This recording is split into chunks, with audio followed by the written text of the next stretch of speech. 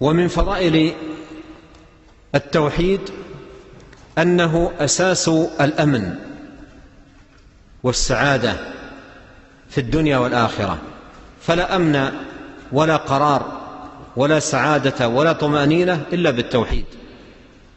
قال الله تبارك وتعالى: الذين آمنوا ولم يلبسوا إيمانهم بظلم، أي لم يخلطوا توحيدهم بشرك. الذين آمنوا ولم يلبسوا إيمانهم بظلم أولئك لهم الأمن وهم مهتدون. وقال الله عز وجل: وعد الله الذين آمنوا منكم وعملوا الصالحات ليستخلفنهم في الأرض كما استخلف الذين من قبلهم وليمكنن لهم دينهم الذي ارتضى لهم وليبدلنهم من بعد خوفهم أمنا. لماذا؟ يعبدونني لا يشركون بي شيئا، يعبدونني لا يشركون بي شيئا.